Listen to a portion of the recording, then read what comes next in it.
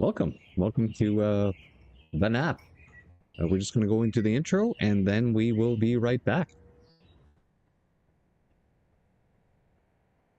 Still have not said whether they will acknowledge and accept the Federal Court of Appeal ruling that they violated the constitutional rights of Canadians by invoking the Emergencies Act. Leader, shame on them bringing donuts to people occupying our nation's capital. If the Conservatives want the truth, we'll tell them the truth. Speech yesterday from the Prime Minister really freaked these Conservatives out because they saw the ambition in that speech. And not only did they see it in that speech today, as the Prime Minister stood with the Premier investing in new nuclear to ensure the jobs of today and the future, they know that the youth... The only thing that's revolting are those answers. Speaker, we will take no lessons from these Conservatives. Trust me on that. The Minister didn't write the Prime Minister's speech yesterday because it wouldn't have bored and depressed to tears. It's really hard to follow, isn't it, Mr. Speaker? All of those poor students stuck in that room. There he spoke about how they would have to sacrifice more and that it would take time to reverse all of the misery that has built up over the last 10 years. Mr. Speaker, young people want to have homes. They want to have jobs. They want to have hope. They want a budget that is affordable so they can have a life that is affordable. Will the Prime Minister introduce that budget so that Canadians can restore the promise of their country? And we decide what comes next. Canada know that this government has their back and we will continue to do it. There's going to be a powerful statement for the young people of Canada. Deficits are driving inflation. The more Liberals spend, the more it costs Canadians at the grocery store. 25% of Canadians are using food banks because they can't afford to eat. So when will the Prime Minister finally get his inflationary deficits under control so Canadians can put food on the table? Mr. Speaker, Conservative members pretend to care about food insecurity, but then they call feeding children garbage. Mr. Speaker, what's garbage was that answer? Did the Prime Minister see the ad before it went out? Hey, of course there are too many people living in poverty in Canada, but there are significant initiatives being put in place by this government. Being serious means being honest. Mr. Speaker, the grand reveal has been Canada's economy is in fact growing, Mr. Speaker. Move on, man. Move on.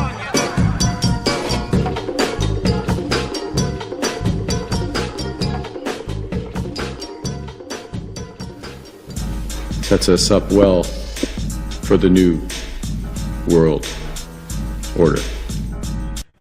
Claim they will uphold freedom of expression, but still have not said whether they will acknowledge and accept the Federal Court of Appeal ruling that And the convoy was an illegal occupation. That the answer was bovine extraction. The first time nobody heard it, the second time unfortunately we had to hear it.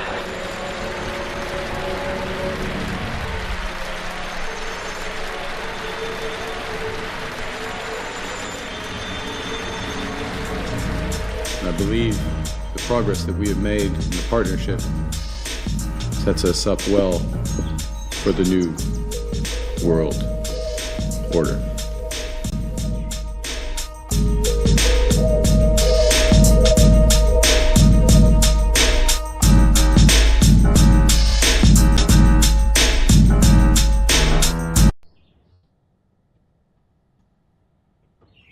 With the mic on, welcome to the nap, the no answer period, where we cover the question period prefaced by a review of the far left evil that has beset our land and the events that surround it. The nap precedes question period by 45 minutes, and we'll cover the lower house until the government decides to stop showing up. We also keep score. It's read in the description below. And we're streaming on 3 platforms, Rumble, X, and YouTube. I'd like to thank all my followers and subscribers for doing so, and if you're new, please give us a like, thumbs up, follow, share, subscribe, and all that jazz. The chat is up, so please feel free to ask anything. And comments start the algorithm when I'm not driving it down with my forbidden words.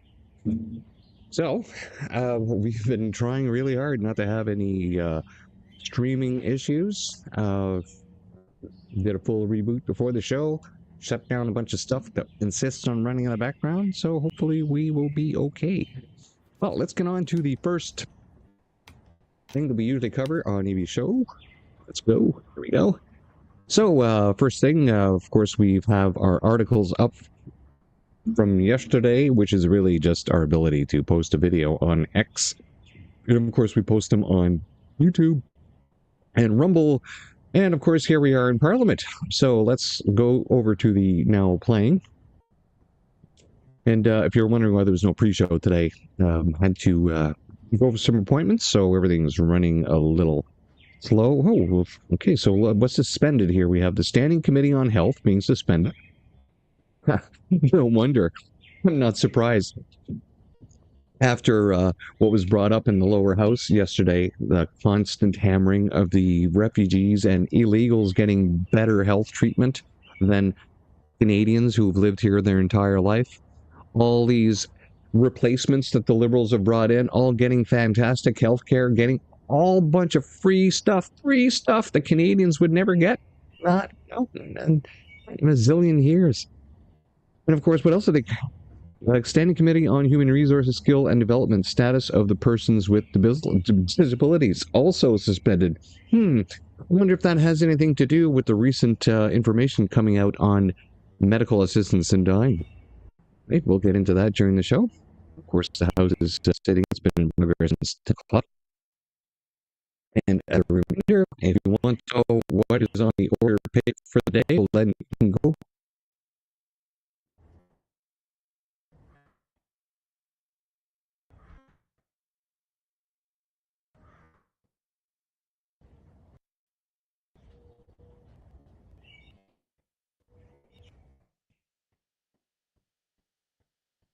Okay, we're back. Just a bit of stuttering there. Got myself out of the studio mode into single mode, so that might fix a few issues there. Let's hope. Okay, so if you want to know what's going on in Parliament for the day, you've got your order paper. This is put together by Steve MacKinnon's crew, because he is the parliamentary leader. Somebody from the ruling government always has to pick somebody. So he has a staff, and they put together who's going to be talking when throughout the day, who gets a chance, and where the questions go during the question period. If there's anything you were wondering if the government has been asked and we are awaiting an answer, this is the place to go. And of course, there were a lot of questions being asked about the COVID-19 vaccine and the related harms, so the government decided to seal those records for 15 years. So that's how they deal with these questions, or at least that's how Liberals deal with transparency in questions. Qualified Canadian Journalism Organization. I always like to remind people, this is how the Liberals control the media. 27 to 30 grand per employee is given to these news agencies, as well as the 2019 retraction of the law that insisted that the media tell the truth, which they no longer have to. So you have government-funded media that fills propaganda out, never has to be held accountable for the lies they say. And of course, here we are having another issue. This is PMF. So why is it doing this? This is not good. Okay, so now back again. I'm just going to observe what's going on the TV here. Want to know what's going on in Parliament for the day? You've got your order. Just seeing if we're having the same issue on broadcast or whether this is just on my stream. It looks like things are all right. Okay, well, till the next issue pops up. Again, Qualified Canadian Journalism Organization. As I was saying, media outlets, 27 to 30 grand per employee being subsidized by the government, and the Liberals decide who gets this money. This is how they control the press. Let's get on to our first story of the day. Now, you've probably seen this in the news, or it probably popped up in your stream. Live here. I've lived here 3 years. Keep saying that's what happens to you. I'm not gonna rob a place. That's so embarrassing. And there's one too. Yeah. Well, finally, they decide to come.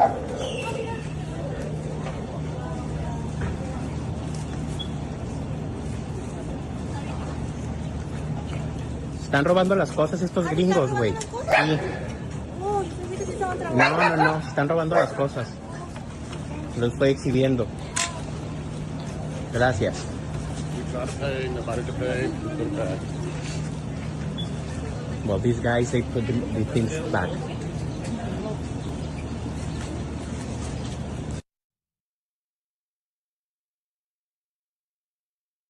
So whether you were aware or not, it was obviously a liberal. If you look at some of the videos, he comes out and he accuses the person filming them of being an American. The guy is obviously Spanish. He's like, I'm Mexican. Why are you stealing our stuff, man? So it's a pretty safe assumption that anyone who's a conservative would not be doing this. Whereas liberals who don't care about the law, don't care about offending people, don't care about hurting people, don't care about anything as long as they benefit, because that's the kind of people they are, know them by what they do, know them by what they don't do. And that's how liberals have treated me. I expect this is how liberals would treat other people when they're outside the country. And of course, it just shows once again how ridiculous Canada is on the international stage, which was the topic of this morning's second breakfast show, by the way, is how our reputation has been completely sullied across the planet because of the liberal buttfuckery. Now, here we have a face of a man who looks not happy at all. This is our first floor crosser from the Conservative Party over to the Liberals, and he looks like somebody killed his puppy. Well, that's what you get. Now, I don't know if you've seen this video online. It's a bit of a dark comedy. Basically shows somebody going in for healthcare, and then the doctor comes in and he's like, oh, yeah, hey, mate, yeah, we can give you the best healthcare. Oh, hang on a second. I got to go in the other room and take care of another patient. And while he's out of the room, you hear a shot ring out, and then he comes back in and is like, what the hell is that? He goes, oh, that's healthcare. Of course, the whole thing is a parody on every result of healthcare is basically being offered MAID. And it's so dark, and it's practically true. Now, played this morning on the other show, and it's important enough to play again. So let's listen to Kelsey, what she says on where Canada's euthanasia program is headed. So the Journal of Death and Dying recently this year of 2025 came out and expressed what Health Canada's plans look like to do to save money. They are on track starting 2027 to 2047 to save $1.273 trillion by providing 14.7 million Canadians with MAID rather than palliative care. What was that number? Say that. 14.7 million Canadians. Over 9 million of those are projected to be elderly. Over 4 million of those are projected to be the mentally ill and suicidal. Over 300,000 of those are projected to be the Indigenous population, and then everyone else, addicts, homeless, and otherwise. So Canada's running a eugenics program, and they're planning to expand that with the start of a mentally ill only qualification in 2027. And for those that are find those stats as disgusting as I do, you can go check out on the SAGE Journal or the Journal of Death and Dying. They break it all down for you. They go through the numbers. We've also done it on the series as well.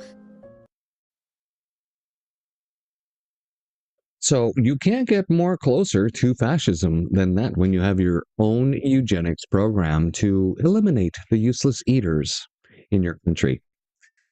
This is where we are headed, Canada. You have heartless, evil liberals in charge who only care about the bottom dime. And even then, they don't really care because they just sent another $2 billion to Ukraine today, while denying people palliative care, while denying people health care. Oh, let's just send more armored vehicles and money overseas. Let's not care about our own citizens. If you complain about it, then you're a MAGA Trumpist, probably, apparently, or a racist, or whatever other name liberals want to call you to get away with their buffoonery. Now, breaking Prime Minister Mark Carney announces an additional $2 billion in aid to Ukraine. Canada will also be sending another 400 armored vehicles. So we can't even recruit people to fill our ranks. But we're sending more money and more of our resources over to Ukraine. What does that tell you about the government? I mean, if you can't even get your own troops to support you, what kind of government are you? When you are hiring mercenaries to replace your troops because nobody wants to fight for you, what does that say about you, Mr. Carney, about all the liberals? And what does it say about all the people who vote for them? And what does it say about the conservatives? I've been harping on them all day because they're weak. They're a bunch of weak people with weak ideas, most of them, not all of them. Some of them are coming out strong on the things that they want to talk about, but where are the conservatives on the sealing of the vaccine harms records for 15 years? Where are the conservatives on talking about the mercenaries being hired to replace our military? I mean, they were in the House yesterday. They might have asked something during the day. I have no idea, but the question period is their flagship of sending something out to the public. So why would you keep asking the same bloody questions over and over and over again? Now, I know why, because it's rather embarrassing to keep pointing out to the liberals in public that they are taking care of their Canadians' replacements more than they're taking care of the Canadians themselves by offering all this free health. So, of course, they spent the day on that. And, of course, they spent the day on higher taxes and cost of living because they're screwing over the farmers. And, of course, they spent most of the question period on the old age security, where 85,000 seniors aren't getting their checks. And the Liberals continue to insist that, it's just a few problems. People need to get online. If we didn't do something, the whole system would have broken. Denying the fact that they screwed it up completely. I mean, normal people would have done parallel ops before putting out a new system to ensure that the old system matches up with the new system. So that as soon as the old system is retired, the new one is good to go and proven good to go. But no, they didn't do that. They just retired the old one, started the new one. Now 2% every year that are applying are just getting screwed over, not getting their checks. And of course, it all has to be done online. There's nobody to talk to anymore. Removing everything online. So one more step away from actually being able to deal with the government. We're human beings. We love to deal with other people, but they don't want to do that because if you have to deal with people, then they have to be held accountable. Now, let's remember $1.3 billion was set aside for this Quram software for their OAS. And apparently they spent another $5 billion. Now, of course, the Liberals deny having spent that. No, this was just scheduled to be spent if necessary, and blah, blah, blah. But the Liberals won't provide any documentation in committee when they ask for it. So nobody can take them at their word. Every time they speak on their side of the house, we know it's lies coming out of their mouths continually. And our system is so broken, you can't call them out for lying, because if you do, well, you're removed from the House. And that's, I think, one of the reasons why the person who vacated his seat so that Pierre Poilievre could take that seat out in BC, he was very famous for calling out the Conservatives for liars in a House and being ejected. And I'm wondering if that just, he had enough. He had to step away. He says, I can't be around these evil fuckers anymore, right? Maybe that's why he left. Anyways, let's listen to Clown Carney and see what he says about why it's important to spend $2 billion overseas on somebody else while our Canadians can't even get health care, when our Canadians are going to be offered MAID instead of being cared for into their old age because, it's too expensive to take care of you now. You're too old. Well, we're going to have to get rid of you now. Off to the suicide booth. Off you go. There was a meeting this morning, very early this morning, of the Coalition of the Willing I participated in, including President Zelensky, chaired by President Macron. Pardon me. It's not just you. It's obviously the words do not match his lips. It's a bad recording. Me and Prime Minister Starmer. Several things to take from that. First, as I said just at the end, Russia is failing to achieve all of its objectives 4 years into this conflict, 12 years if you include its annexation, its illegal annexation of Crimea. But 4 years on, Russia is failing militarily, strategically, and economically. And we are in it for the long term. Canada and the coalition of the willing, and to that end, we will announce shortly, I'm going to announce now, I guess, that we are tightening sanctions, including on the Shadow Fleet, additional 100 vessels in Russia's Shadow Fleet. This is the fleet that effectively facilitates illegal exports of crude oil. So we're tightening that lifeblood from the Russian. Tightening how? Tightening that how? We don't have a navy to do that. We're not supposed to be buying oil from the Shadow Fleet, so That's not going to help. So I don't know what the hell he's talking about. He's just making stuff up as he goes along again to make himself look good, like he's, doing something on the international stage. Look at me. Look at me. Our allies. Also, additional financial sanctions, a lowering of the oil price cap in coordination with the EU and the United Kingdom. In addition, $2 billion of additional aid, military aid for Ukraine over the course of the next year. We're announcing that today. The Minister of National Defense will give details. In addition to that, something Ukraine needs, which is 400 armored vehicles, will be supplied. I think what Ukraine needs is to end this war. I mean, they don't have any men left. Who the hell's fighting this war over there? Is it all just volunteers? Is it all just mercenaries going over? I mean, most of the young men have fled Ukraine, except for those that stayed and died. They're pressing people into service, kidnapping them off the streets, and then putting them into the trenches after a couple of days of training to die. They're not doing rather well on the Ukraine side. And anybody who's worth their salt and knowledge can just go online and find exactly some proper information to find out how the war is actually going. And we all know that there are a bunch of neo-Nazis in Ukraine, in the military, in the Donbass area, that started this whole freaking thing. And we know Krista Freeland's over there, and she's going to decide how that $2 billion is being dispersed, along with the other $22 billion you announced in December. And shall we also remind Canadians that we were paying before the budget, $10 million per hour in interest debt charges for the amount of money that they borrowed so far up to that point. But since then, they've continued to spend like drunken monkeys on meth. So it's probably more than $10 million. It's probably closer to $20 million an hour in interest debt charges, just to keep the creditors at bay. Our AAA rating is about to take a big beating and tank. He's just about squeezed everything he can out of this lemon called Canada at this point. And I don't know if these purchases are actually going to make it through and get all the way down there. Because we certainly don't have 400 armored vehicles to give, so they would have to buy them somewhere, probably from the manufacturer in Canada, right? So they're going to say, oh, look at all the jobs we're creating because we're printing money again and spend money we don't have to give money to another nation while not taking care of the material needs of our citizens, which is exactly how the fascists took care of their countries in the 1930s and 40s. I guess history has a rhythm and it rhymes at times. Now, if you didn't know, Michael Ma was the director of a group explicitly named as United Front Organization in landmark Jamestown Foundation study. Now, if you don't know what that means, United Front is a Chinese communist organization. Yeah, baby. Michael Ma here is a commie. He's a communist.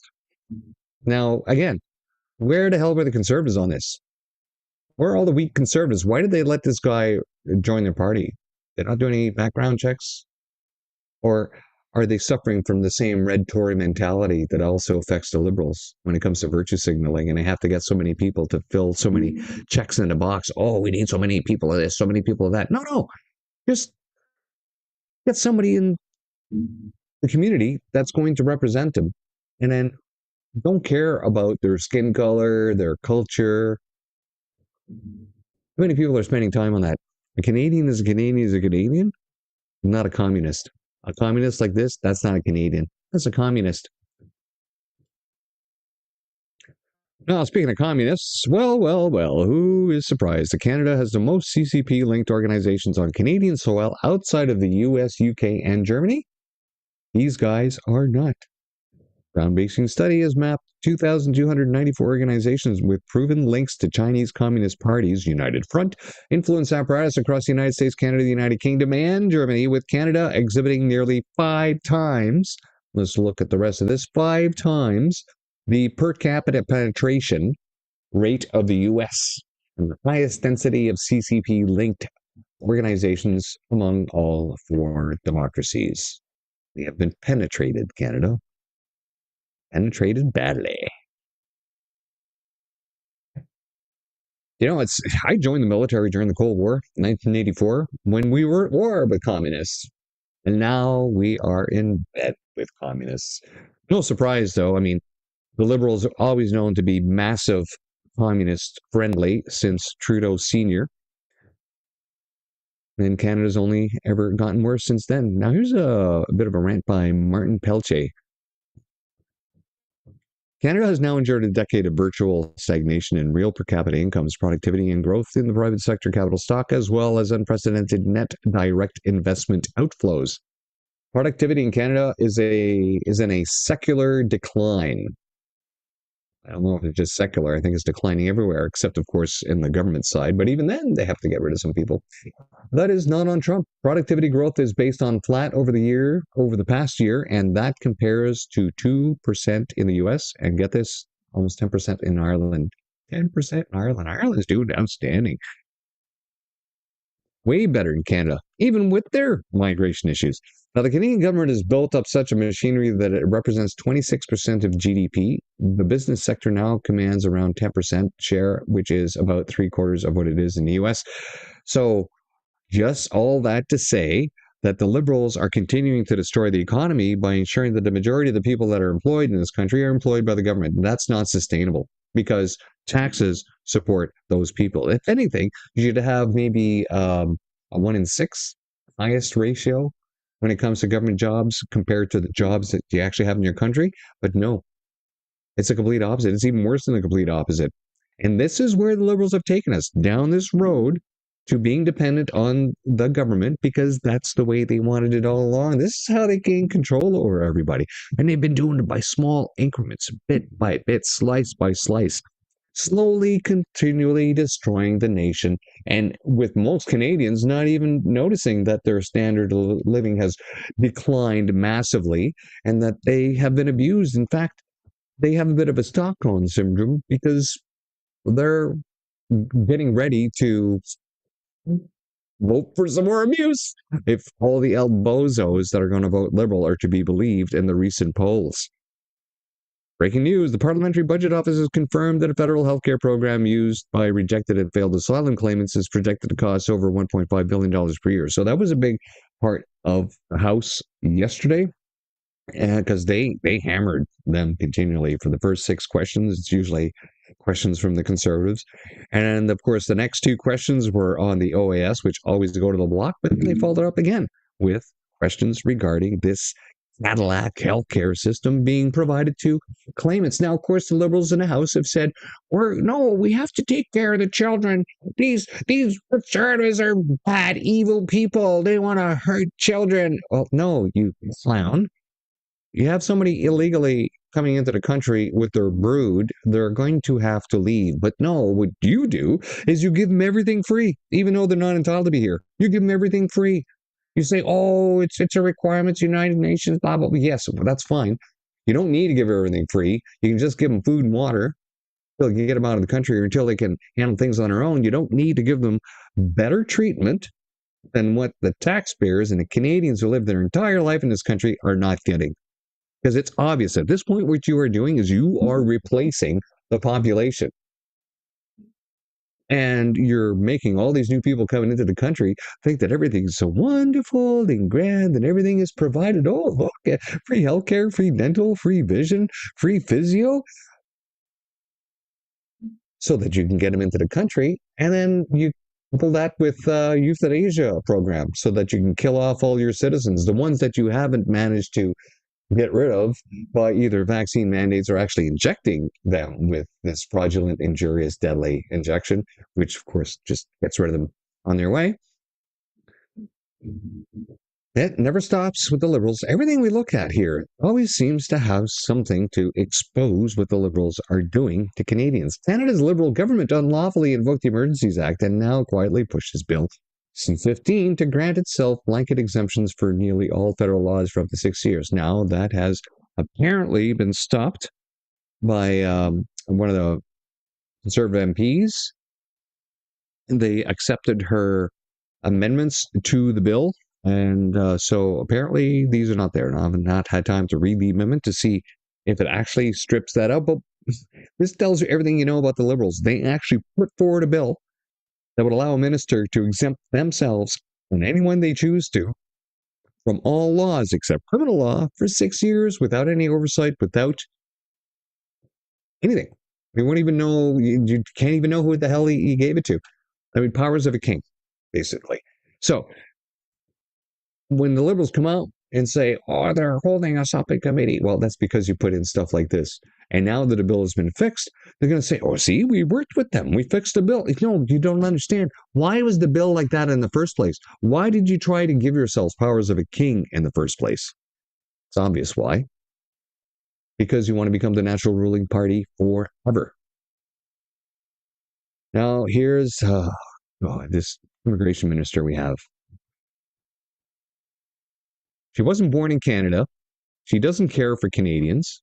Everything her department does is against Canada. Let's see if we can stand listening to her. Picked out particular countries. They say this conservative government had put back in 2012 was unconstitutional. Because it picked out particular countries. They say this new motion would kind of supersede that because it's all countries. What are you saying? So what we have done in Bill C-12 and what we are doing with ensuring that our visa system is integral. We have done a lot of changes. We've also introduced co-pay provisions. We want to still protect those refugees and those people that are claiming the help and need from Canada that legitimately deserves to be protected, including the children. We will continue to do that. We will uphold the constitutional and humanitarian and international obligations that Canada has as a signatory to the UN Convention. At the same time, we will protect the integrity of our immigration system and our visa requirements. A lot of changes have happened. The figures that they were bringing forth are not real figures. They are pretty much based on projections. They do not take effect at all, any of the provisions that we've made in the last number of months when we've come in as a new government, nor do they take effect what will happen when C-12 is actually implemented, which I said to you, good news, it passed last night from the Senate.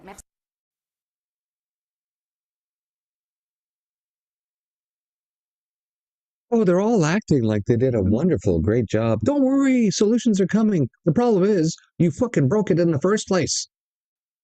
They have 1 million people right now whose visas expired at the end of last year. No plan to remove them. You have 4 million people whose visas expire this year. No plan to remove them. Oh, I know what your plan is. Your plan is probably to give them citizenship so you can become the natural ruling party forever. Isn't that your plan, Leanne, Mr. Carney, all of you liberal evil buggers? Now, of course, you see the star there. Oh, international obligations. That's who these liberals are. They care more about the rest of the planet than they do about their own citizens. Now, I don't care if they said, oh, it was unconstitutional. Since when does the Constitution apply to non-citizens? That's how crazy these liberals are. They will do everything to take care of anybody, the Canadians themselves. They will make every excuse. They will say, oh, international obligations. Oh, it's the children this. I mean, you let them into the country. You created this problem. Not for government, not the liberals, sorry, not the conservatives from past years with their, you've been in power for 10 years and you let the gates open for the past 3 years, inundating us. You created this problem. Stop acting like you're solving it. You're putting a Band-Aid on it. Oh, on this side of the house, we'll take no lessons from this douchebag. It's certainly it's a great place. Can you win? Listen, one thing I've learned in politics, I've done 4 elections, humility. humility, but confidence. You know, you have to be humble because people make their choice. But I think the plan that we've put together, if you look at the Canadians have understood that the plan we have put to grow the economy, to put Canada on the right track for the future, to build international partnership, to diversify. Listen, I've never seen so many people stopping me at the airport. I've been minister for close to 10 years. Canadians understand this is a special time, and I'm humble in one way, because when you go to the polls, eventually you have always to be humble, but at the same time I feel the Canadian spirit of unity behind the government to say this is a special time and let's unite together, let's fight for Canada, let's build Canada. That man is a condescending cunt. Listen, listen to these guys. Listen. I would say, no, I don't believe you. I'm a lawyer on this side of the house. He's a condescending cunt. He doesn't care about, and I don't believe his story that people are going up to him and saying, "Oh, you're doing a great job." Everything he says is a lie. And I think Pierre Poilievre said it best about him one day. He goes, "Oh, he's a nice guy, but he doesn't get anything done." Remember, he's the guy that signed the initial contracts where the government ended up giving a bunch of money away to Stellantis. He signed that contract. He is a complete incompetent.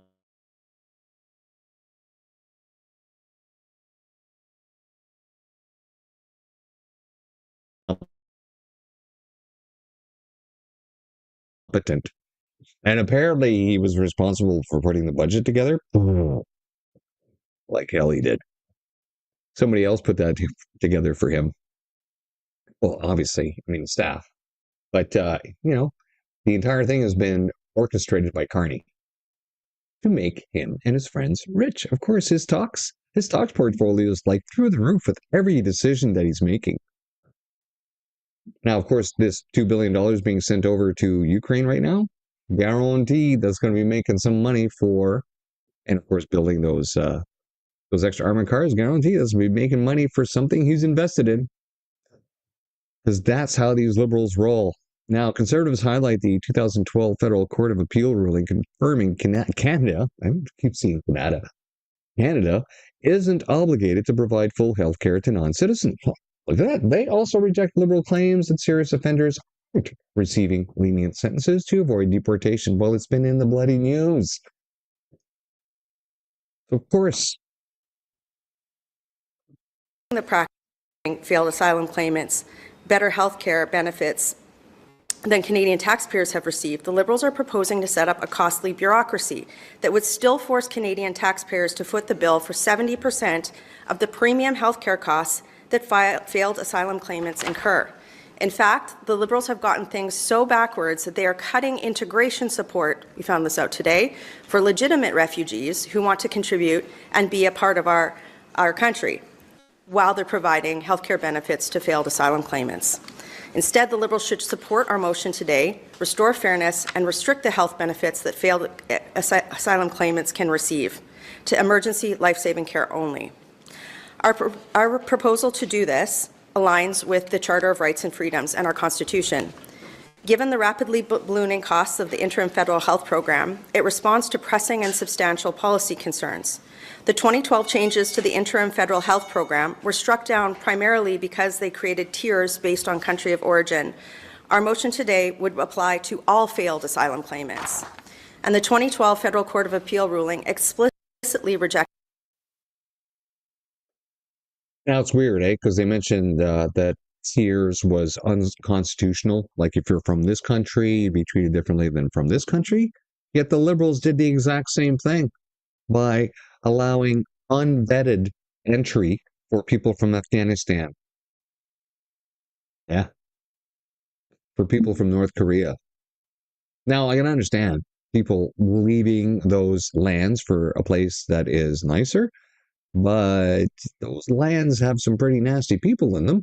So it's even more important to do an interview, to vet them, find out if they aren't just trying to infiltrate us by using our immigration system. But no, the government has let so many of them into the country. That's why crime is out of control.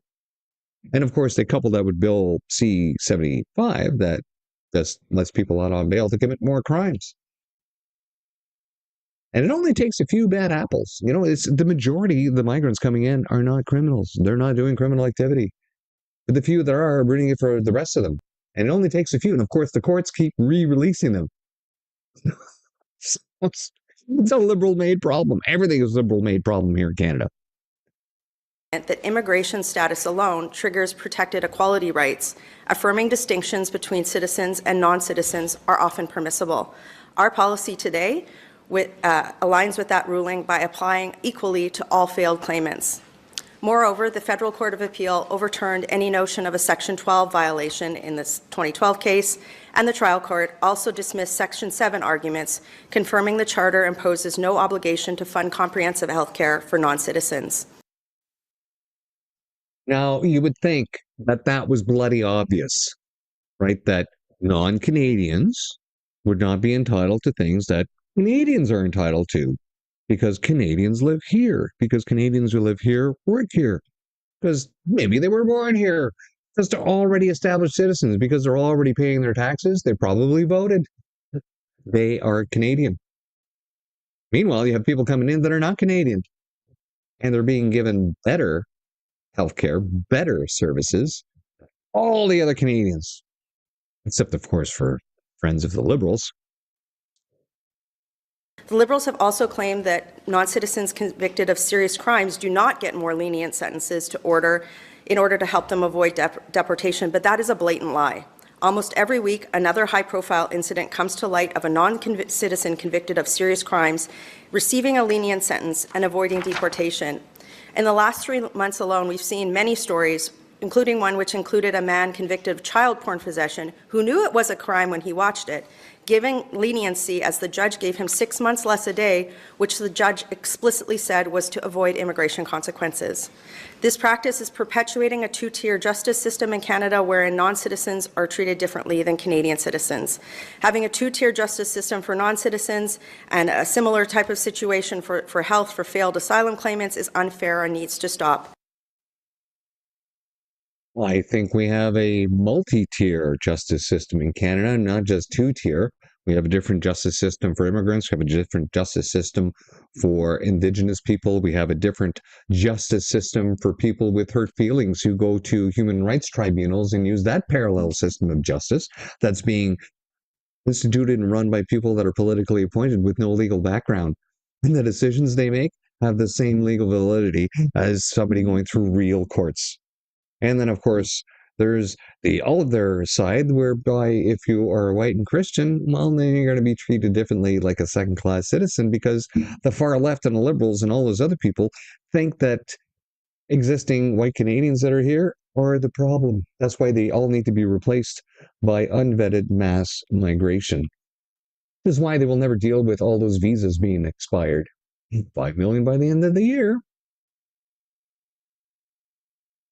Breaking Prime Minister of Right. So we already did this. It's too bad that's there twice. Okay. As long as we have homelessness, elderly starving, and veterans being offered aid, I will never support Ukraine. Post Sean Sargent, retired here. Here's a post by Yvonne Baker, MP. Canada and Canadians stand with Ukraine today as we mark 4 years since Russia's full-scale war, blah, blah, blah, blah, blah, blah, blah. Yes, I know. There's a lot of politicians coming out. Oh, it's been 4 years. You're going to support Ukraine. No. No, we don't. No, we don't need to support Ukraine at all. In fact, Ukraine has lots of neighbors, a lot of democratic neighbors right there. They're the ones who should be supporting them. I think we've done enough already. And spending another $2 billion while Canadians continue to starve? Fuck that. Fuck you all. Here's Alexander Lavoie from Rebel News. I don't know if I made the right decision or the wrong decision, which is in quotations here. 35-year-old Michael Joseph Atwood, who identifies as Ellis, stabbed his 7-year-old son and 8-year-old daughter in Grand Prairie, Alberta. Happening over and over again. The little girl's esophagus was severed, emergency surgery, months on a feeding tube. He was charged with aggravated assault, released on bail within days. Still free In 2026, living in a van painted "Every Child Matters," posting online admitting he's unstable. Canada's catch and release bail system puts citizens at risk by letting a man who stabbed his own kids and questions if it was the right thing to do walk the streets. Well, I think the problem goes back a little further than that. So in the 1980s, Canada started getting rid of all its mental institutions. Started stripping them away one at a time. And where do those people end up? Well, they ended up on the streets, or they ended up in halfway homes that weren't equipped to deal with them, or they ended up in the hospitals, or they ended up dead. Now, since then, of course, healthcare, when it comes to mental issues, has, like all other healthcare, completely diminished, right? Because for the amount of people that have left Canada because they wouldn't stand for the COVID-19 fascist mandates. Now, as a result, now you have a government for the past 10 years that's been going out of its way to indoctrinate people into thinking that mental issues are normal, instead of treating mental issues as if it's just a different way of acting, as opposed to giving them treatment, getting them to understand that there's a better way to interact in society based on history, based on genetics, based on your chromosomes. And that everything that's going on, like you say, that's going on, it's in your head, in that little skull right there. This is not good. So many things going wrong, Canada. All right. Looks like it's a quarter after, so the House might actually be starting right now. I usually have this window set up ahead of time. And of course, here we are on statements from members. I'll just bring that off to the side here and keep an eye on it while we listen to this last video before lower house sits. You got this? Come on up, buddy. Nope, that's not what I wanted. Was it this one? Aye, this one. Okay. Is really looking for, and what are Canadians looking for? Nice flowery comments, cool, trendy commentary, mischaracterization of what Václav Havel had said, the former Czech president. Is that how we want to run a country called Canada? Or do we want to start looking at things that make Canada very strong, very unique, get it back and right the ship? Because right now, the welfare lines are growing, the food bank lines are growing. We are seeing, a downturn, a major downturn in the real estate market. We know the energy sector is in trouble. We know the automotive manufacturing sector is in real trouble. We know the forestry industry is in real trouble. You can't blame this all in the United States. You sooner or later have to take account for ESG, DEI, net zero nonsense, and other forms of climate bedwetting over the past decade that has reduced Canada. And so if Canadians are going to say, well, we want, and some of these member parties would say, we want more of that, therefore we want more of Mark Carney, well, how much more can you afford to lose? And how much more debt do you want to impose on your children's future and make their future most uncertain? That's the stark difference that was given those three members of parliament. They chose with Carney. So it has to be something more than, if they look around them, they know things have deteriorated. It can't get any better under Carney. It will get worse under Carney because he's taking the same policy as Justin Trudeau, which he had a lot of an uneven hand in determining. What is really behind the decision by these three to move over? In the case of Mr. Ma, was it Chinese influence in our elections, in our democracy? In Mr. D'Entremont's case, is he still ticked that he wasn't made speaker? The Conservatives weren't going to back him as speaker. In the case of Mr. Genereux, tell us about your personal problems, Mr. Genereux. If they're that serious, why the hell are you still a member of Parliament?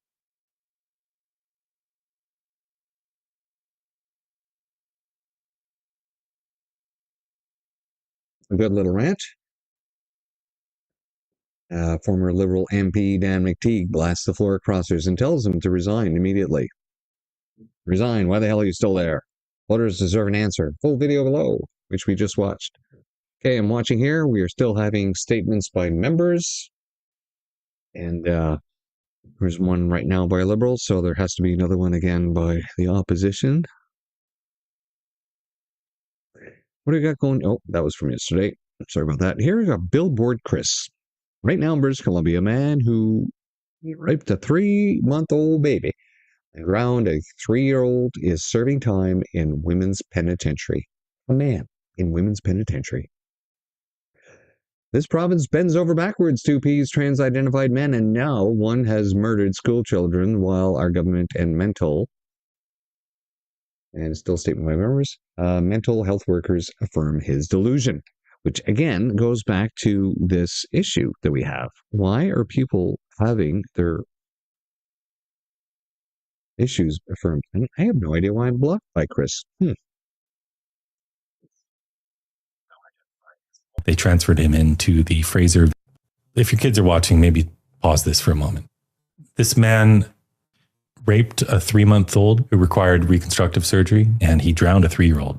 And he was still a teenager when this happened, but he was put in prison. Then while in prison, the British Columbia government paid for him to get breast implants. And because he's now identifying as a woman, they transferred him into the Fraser Valley Penitentiary for Women. And in our female prisons in Canada, there are units with moms with their small children. Up to a certain age, they can have their kids with them. So they have this separate unit. This man was placed right next door to that unit. And while he's been there, he has, of course, assaulted a woman. Is he still there? Yeah. So I went to Victoria, the capital, to meet with the Minister of Education about this. He wouldn't meet with me. If I just say I'm going to go, we'll see what happens. I went to meet him. He wouldn't meet. I actually walked into his campaign headquarters. I stumbled upon it. There were all these new Democratic Party members. It's called the NDP. They're far left party, and they are our ruling party in BC. And I talked to this woman at the desk. Her name's Grace Lohr. I didn't know who she was. I just walked in and started telling her all about this child abuse, of child transition, all about puberty blockers, everything. And for about 10 minutes, everyone in this building fell quiet, and they listened to me basically give this 10-minute speech to this woman listening to me at the desk. I told her all about the child abuse, and then I got to this women in prisons story, and I told her about this man. His name's Adam Labukin. I told her exactly what I just told you. And when I was telling that story, another politician shut me down. She said I was making them feel unsafe.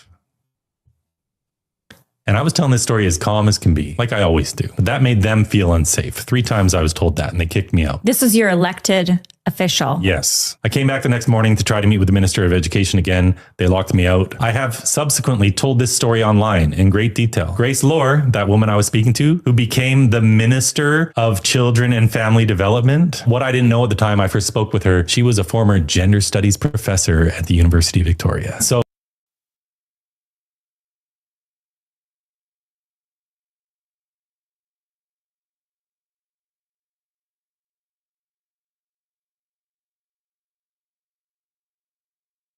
All right, we're just about to get started here.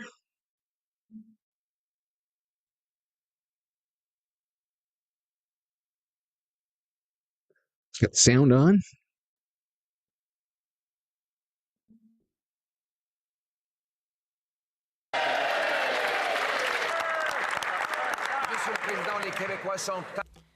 Mr. Speaker, Quebecers are fed up with liberal waste. This liberal prime minister has made inflation increase and double the debt. And now we're seeing the waste, just like with Arrive Can and We Charity. We're seeing this waste with Curram. Under this liberal government, 85,000 seniors are not getting their checks. And yet the liberal governments are saying this is good news? Does the Prime Minister agree with his House Leader that wasting money and depriving seniors of their checks is a piece of good news? The Right Honourable Prime Minister. Mr. Speaker, first of all, I would like to recognize that today is the 4th anniversary of the beginning of the unjustified and horrifying war that Russia launched against Ukraine. Canada stands with Ukraine. We are providing more humanitarian and military aid today. And regarding the Leader of the Opposition's question, to my knowledge, the Curram process started in 2017. The project, was broadened. to other services like OAS. The Honourable Leader of the Opposition. Monsieur le Président. Mr. Speaker, this Liberal government wasted $5 billion in cost overruns. And today, when this Prime Minister is in power, 85,000 seniors are not getting their checks. They cannot put food on the table. The Prime Minister has doubled the deficit, saying he didn't have enough money, but apparently he had enough to waste $5 billion. What will the Prime Minister do to put an end to this Liberal scandal, protect taxpayers, and ensure that our seniors will get the money? The Right Honourable Prime Minister.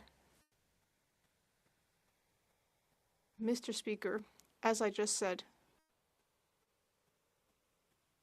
the former government began this project with OAS, and then we broadened its scope.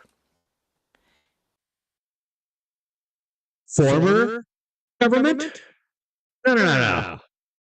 It's the same bloody government. Fucking morons always talking about new government. It's the same Liberal government, clown. We added EI to it, as well as the GIS and other services. All of the sums have been budgeted for, and this project has already been reviewed by the Auditor General. The Honourable Leader of the Opposition. Mr. Speaker, Canadians deserve good quality health care. But after a decade of this Liberal government, 6 million Canadians do not have a family doctor. Part of the reason is that mass, out-of-control Liberal immigration has overwhelmed the system. And many of those resources are going to people who are here illegally and have been rejected. There has been a 1,000% increase in the cost of providing deluxe benefits to many people who are here illegally. Will the Prime Minister reverse this policy, support our motion, and put Canadians first for health care? Hear, hear. The Right Honourable Prime Minister. Mr. Speaker, yes, Canada is not America. Yes, Canada provides essential health care to everyone in this country.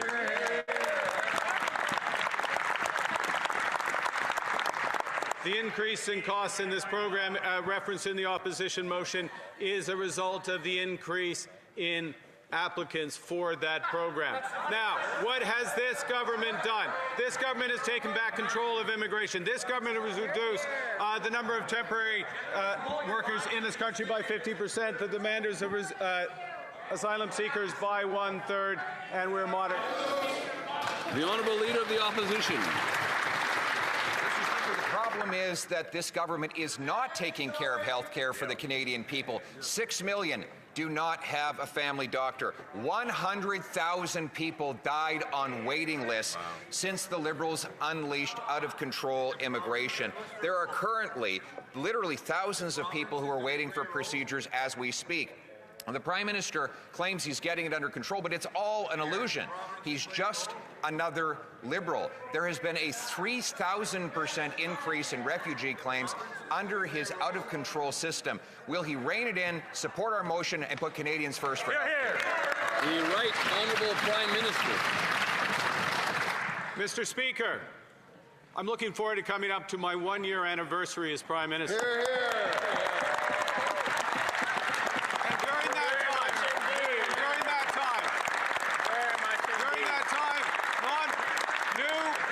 Claims. During that time, new asylum claims have gone down by 1/3. During that time, temporary students have gone down by 60%. During that time, temporary workers have gone down by 50%. We have the immigration system under control, and we're supplying the health care Canadians. Hear, hear. The Honourable Leader of the Opposition. Has the system under control?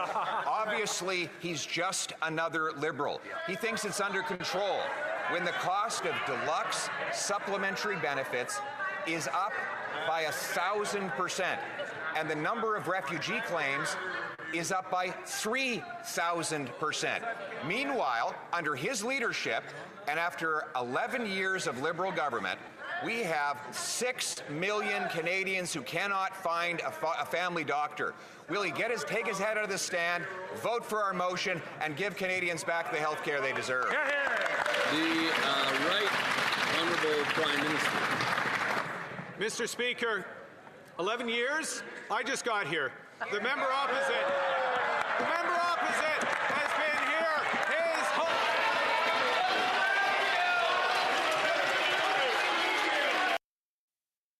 Oh my God. I finally said it out loud. I was wondering when they were going to say it. Oh, no. Oh, the past decade of liberal stuff, that's not me. Just got here. What a fucking moron.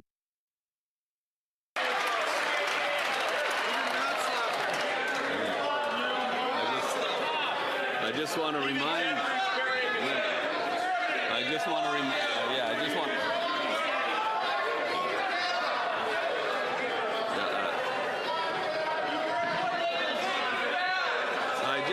just want to remind the member for Selkirk, Interlake, Eastman that there is only one person who should be standing at a time in this house. But anyway, the Right Honourable Prime Minister will need to start from the top.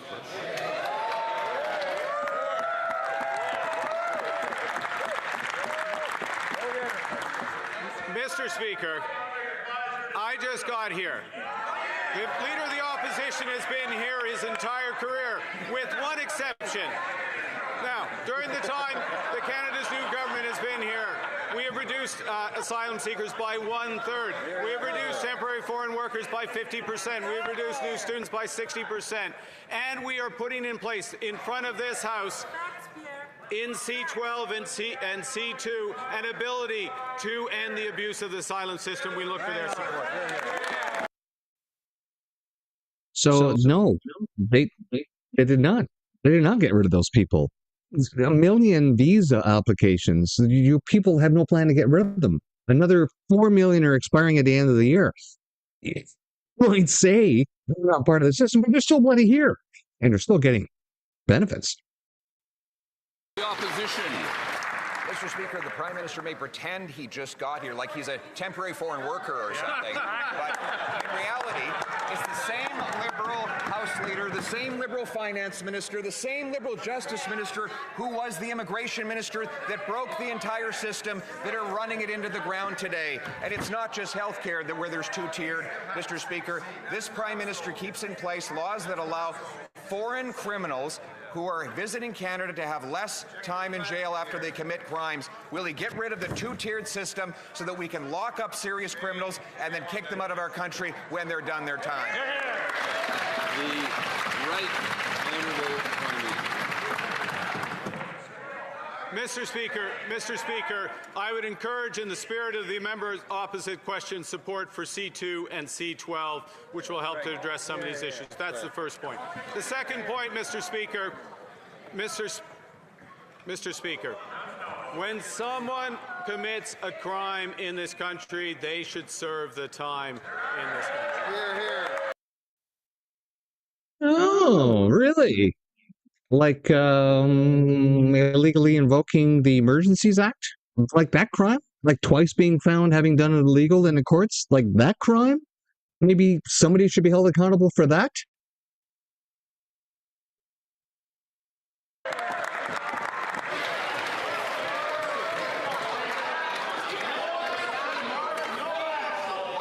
L'honorable député de Belleuil-Chambly. The Honourable Member for Belleuil-Chambly. Mr. Speaker, the sponsorship scandal cost around $330 million. The Quebec-Saclay scandal, $1.1 billion. The infamous Phoenix, which is still not over, $5.1 billion. And Curram has now gone from $1.6 billion to $6.6 billion.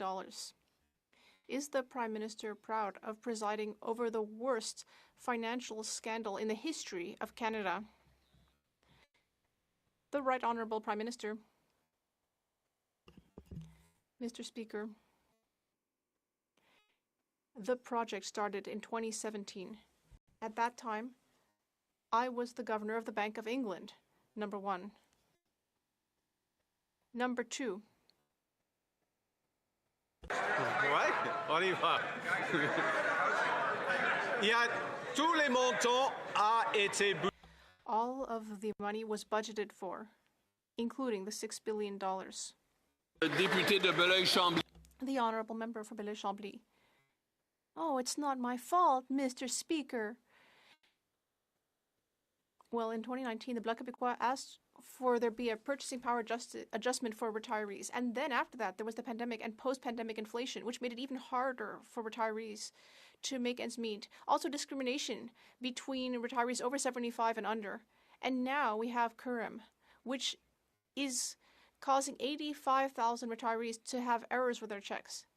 Does this Prime Minister realize that his government has mistreated retirees? I'm sure there are retirees in Talbot who are wondering that. The Right Honourable Prime Minister. Mr. Speaker, we have strengthened Quebec's healthcare system, number one. Number two, we have strengthened the dental care system in Quebec. We have strengthened pharmacare rather, in Quebec. L'honorable député de Belleuil-Chambly. The honourable member for Belleuil-Chambly. Mr. Speaker, because Curem is the biggest financial scandal in the history of Canada, because retirees' purchasing power has been going down since these Liberals, these or the others, they're all the same. Given that this is the case, will this Prime Minister, who says it's not his fault, will he at least cast light on the Curem scandal and call for an independent inquiry? Just like all the others had their own scandals? The Right Honourable Prime Minister. Mr. Speaker, the Curem project has already been reviewed by the Public Accounts Committee and by the Auditor General. Both of them have reviewed the project. Everything has been budgeted for. Period. The honourable member for Thornhill. We need to restore order and fairness in Canada's immigration system. Conservatives have a clear proposal to end the two-tier healthcare system where failed asylum claimants get access to premium healthcare while Canadians who have paid into the system wait in overcrowded emergency rooms. There is no reasonable justification to oppose fairness for Canadian taxpayers. So why are the Liberals voting to protect a system that puts failed claimants ahead of Canadians? Honourable Government House Leader. Mr. Speaker, it is very interesting to us. The Prime Minister outlined all of the ways in which temporary Canadians, asylum seekers, and others, those levels are going down and going down quickly. But it's very interesting to us that after a week away to lick their wounds, the Conservatives returned to Parliament and punched down at some of the most vulnerable people in this world, including, on this most solemn of anniversaries, an amputee child from Ukraine who comes seeking health care in Canada, that they would deny that person. What a complete manufactured piece of bullcrap that was. Holy crap. Oh, the poor Ukrainian cripple. Ah, that's not who they're talking about, you fucking moron. You people inundated Canada with migrants. Now you're saying, oh, we're reducing the numbers. You guys created this problem. Wow, he is such a slimiest gas bag. Honourable member for Thornhill. They go again, calling anybody who questions anything about them names again. In just 10 years, the cost of health care for asylum seekers skyrocketed to $60 million to over $1 billion. That's a 1,500% increase. They can't run away from that. Legitimate refugees deserve protection. That's not the issue here. But failed asylum claimants should not receive premium coverage, while 6 million Canadians cannot find a family doctor and are waiting 12 hours in an emergency room. So I'll ask again, will they restore order and fairness into the system?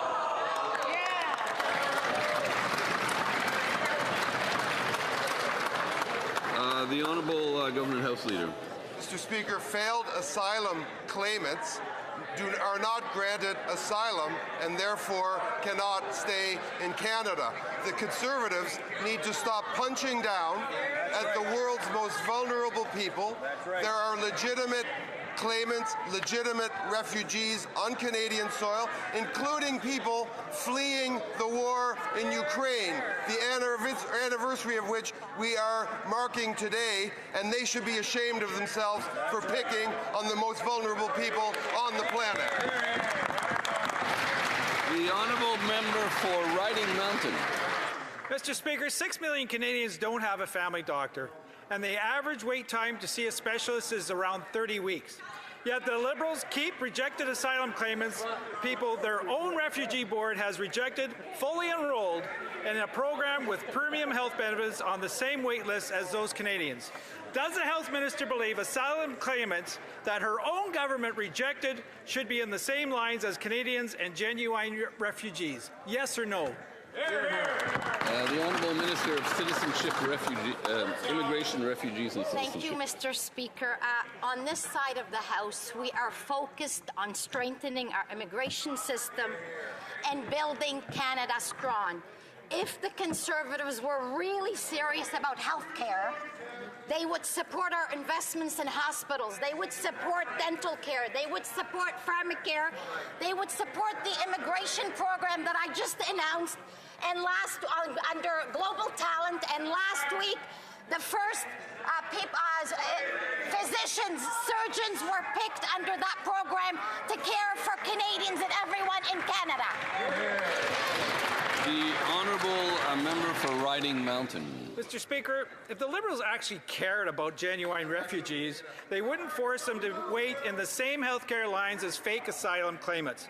They wouldn't force them to wait in the same backlog as claimants who this government rejected. But they do, and they refuse to fix it.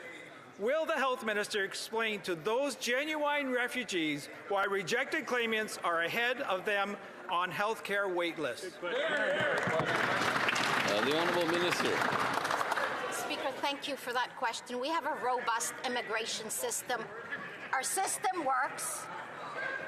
We have an IRB board that handles claim. Those that are inadmissible and ineligible are not going to the board. They are ruled out.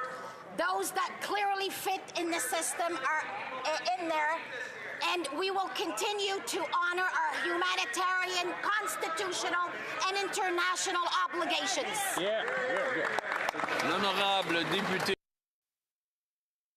I don't know if you caught that, but she said those that are in the system are in there, which means, yeah, we're going to keep them in there in the system. We're not going to get rid of them. We're not going to move them out of the country. We're going to keep them in the system.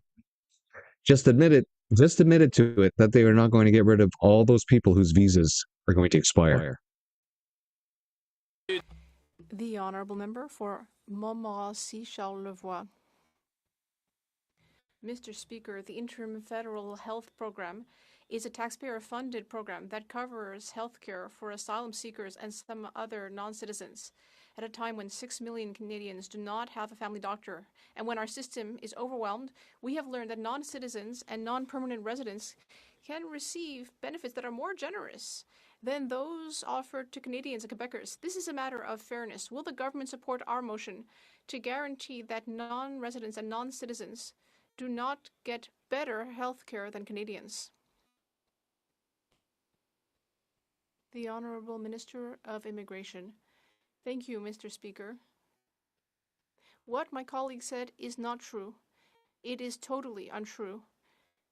We are strengthening our borders, and we are making it harder for those who wish to abuse our system. We have reduced asylum claims by 30% last year. And C12, which we have adopted, will improve our systems. We are here to work for all Canadians, all Quebecers, and people in every province, including people who really need our help. The Honourable Member.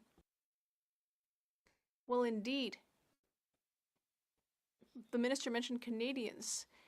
Listen, Canadians and Quebecers are the ones who should be getting health care and quality health care, and we should ensure that non-citizens are not getting better health care. We also learned that certain healthcare providers are offering up to 5 times the amount set by the provincial rates under the interim federal health program.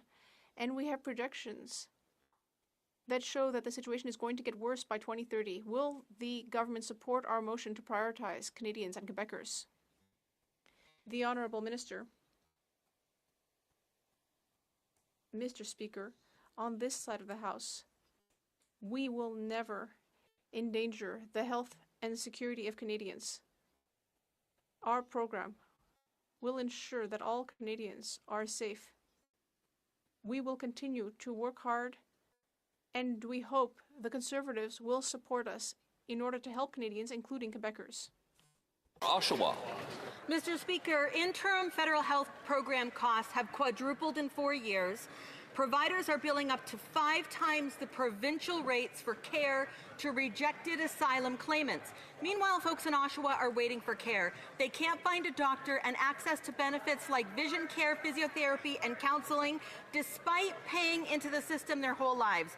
So, rejected claimants are receiving better health benefits than Canadians. Will the Liberals help us make this right and support our Conservative motion that preserves fairness and compassion? The Honourable Minister of Jobs and Families. Mr. Speaker. Thanks, Mr. Speaker. You know what? The real question is, will the Conservatives stop voting against investments in healthcare? Will the Conservatives stop voting against things like a national dental care plan, Mr. Speaker, that's deeply connected to the health of Canadians? Mr. Speaker, I agree with my colleague. The Conservatives are punching down on the most vulnerable Canadians, and I will say this, we are all in this together. Canadians are united in ensuring that we have a universal healthcare system that is there for you regardless of your ability to pay. The Honourable. The Liberals are desperately trying to make the Conservatives look like racists by saying that they're attacking migrants when they are not. They are attacking Liberal migration policy that is out of control. It's not the fault of the migrants coming in being abused by the Liberals like the rest of Canada is. But as usual, Liberals do nothing but lie, like the rugs that they are. Mr. Speaker, 85,000 retirees have experienced errors with their OAS checks because of the current software. And taxpayers are paying for $5 billion in cost overruns. But according to the Liberals, this is good news for Canada. Retirees who are struggling, again according to the Liberals, represent a success story. The Liberals are saying we should celebrate this. Are the Liberals saying that seniors who've been waiting for their pension for 9 months have nothing to complain about?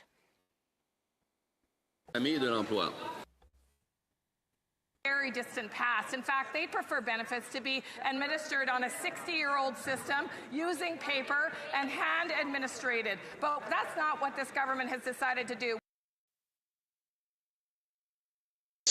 That's because people actually got their checks back then, and it actually hired people to provide the checks. But I guess that's not what the Liberals are about, are you? We're continuing on the modernization of benefits for all Canadians. This number that the Bloc Québécois continue to use is misleading to Canadians. In fact, it is a sum for the modernization of 3 major pension programs, Mr. Speaker. It is the sum that is invested in Canadians' ability to get their benefits online, in time, and in the modern world. So if that's the case then, Patty, then why does the committee refuse to hand over the documents that proves what you're saying is true? That only means that you're lying, because you refuse to hand over the documents that prove what you're saying is true. And that's how Liberals roll, constantly lying.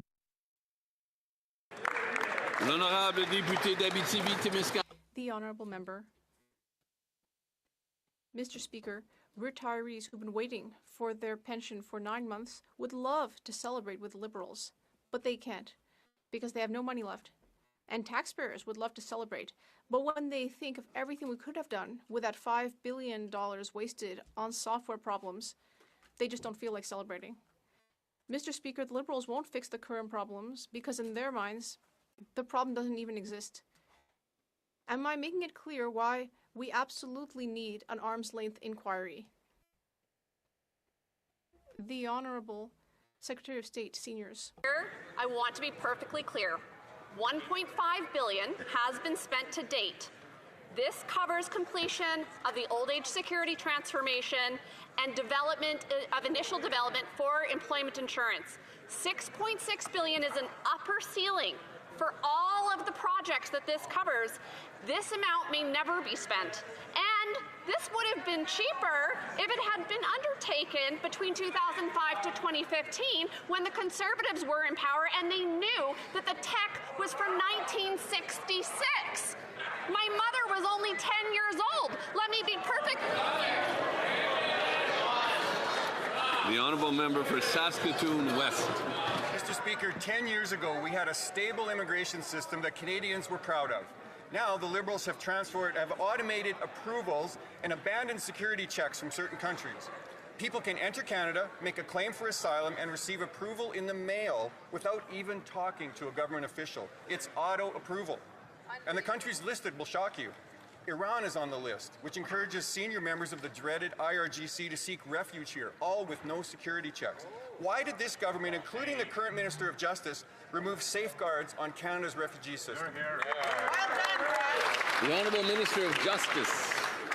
Mr. Speaker, when you have a series of questions like this that have come on the floor of the House of Commons this week, you have to invite yourself into the conversations that the Conservative Party must have had as they were getting ready.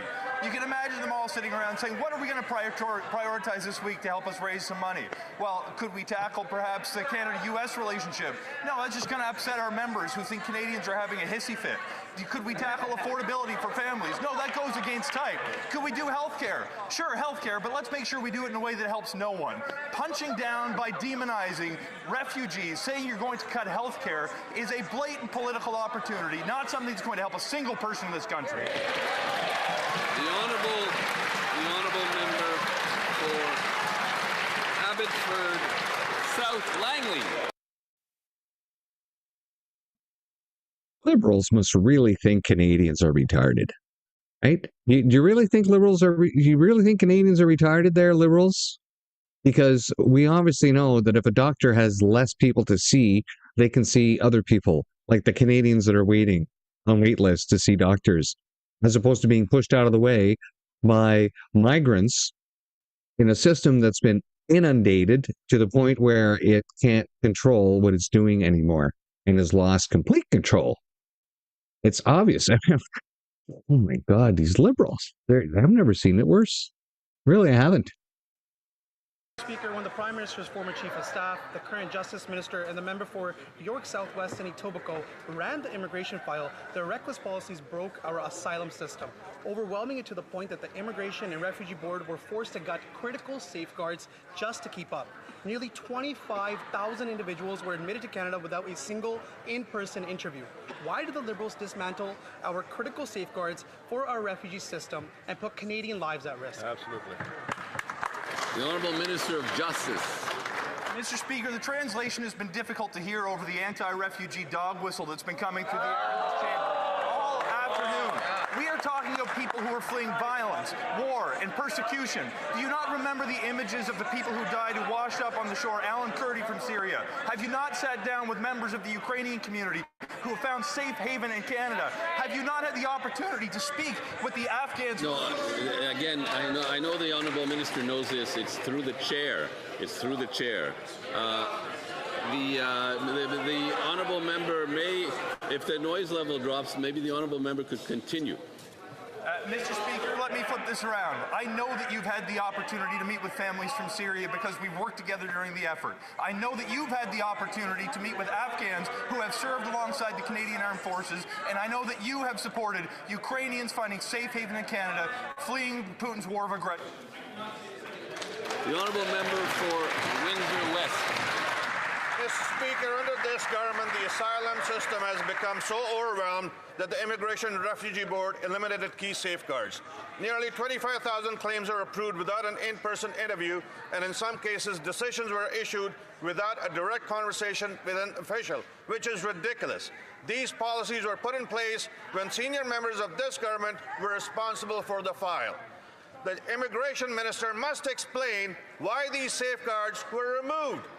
Are they not concerned about the safety of Canadians? The Honourable Minister of Foreign Affairs. Mr. Speaker, in my role, I have the privilege of speaking with leaders and citizens around this world, and I repeatedly hear that countries respect and want to emulate the immigration system in this country. In addition, I would ask the opposition to vote with us on Bill C-12. This is a reform to strengthen our asylum system. We've also recently announced changes to the interim health care program by introducing certain services relating to co-payment. These are responsibly, fiscally important moves. The Honourable Member for Calgary Nose Hill. I want to go back to something that the government House Leader and the Justice Minister said. Since 2020, 86% of failed asylum claimants are still in Canada, and 100% of those people are receiving taxpayer-funded benefits that are better than most Canadians receive, like vision care and physiotherapy. How is it punching down to ask that we restore fairness by limiting the benefits of failed asylum claimants to emergency life-saving care? The Honourable Minister of Immigration, Refugees and Citizenship. Thank you very much, Mr. Speaker.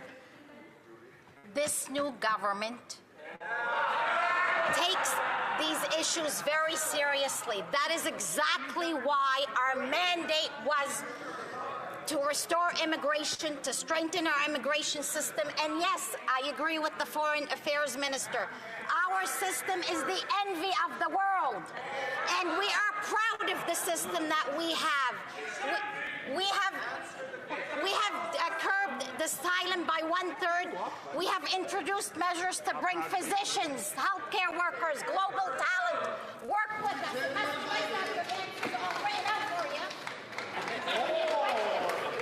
The Honourable Member for Calgary Nose Hill. The Justice Minister just dismissed the fact that the Liberals are rubber stamping and approving asylum claims from Iran without an in-person interview. This is the type of sloppy, far-left Liberal garbage that has undermined Canada's consensus for immigration and made it harder for millions of people.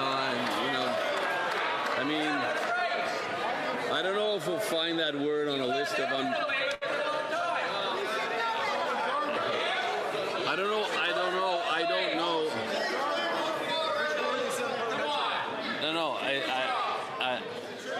I'm not sure that word falls on an official list of unparliamentary language, but anything that creates disorder is unparliamentary. So I'll ask the honourable member to continue, but please do not use incendiary language. Mr. Speaker, the Justice Minister made light of the crisis that Canada's immigration system is facing in Canada right now. I have to ask the Immigration Minister this. How does she feel about having to clean up the mess of a man who made the mess and failed upwards in this government? The Honourable Secretary of State for Combating Crime. Hear, hear. Mr. Speaker, throughout question period and throughout the debate in the House today, we've heard immigrants and refugee and asylum claimants be linked to criminals, be told that their claims are all bogus. This is false, Mr. Speaker. When someone's case is determined to be invalid, when the process is complete, their work permit is cancelled and so is their health care, Mr. Speaker. The Conservatives are just trying to divide Canadians. They're not trying to improve health care by any means. If they were, they would have voted for dental care. They would not be creating two-tier systems in in provinces across this country. They're not concerned about...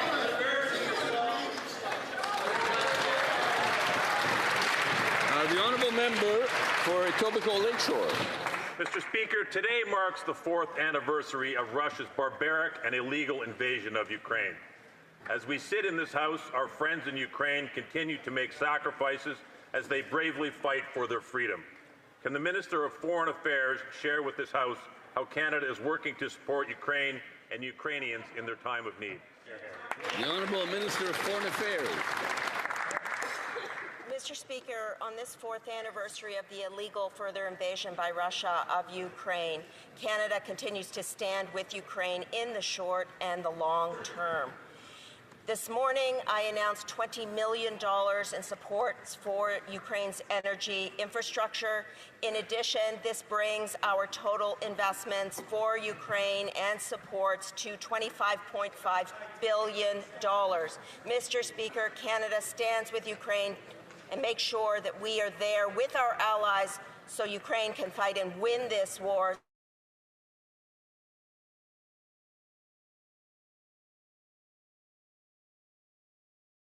Slava Ukraini.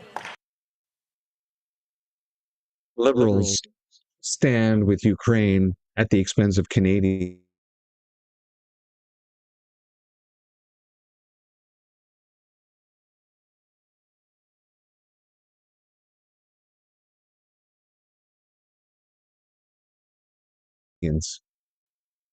That's all that's happening here. $22 billion.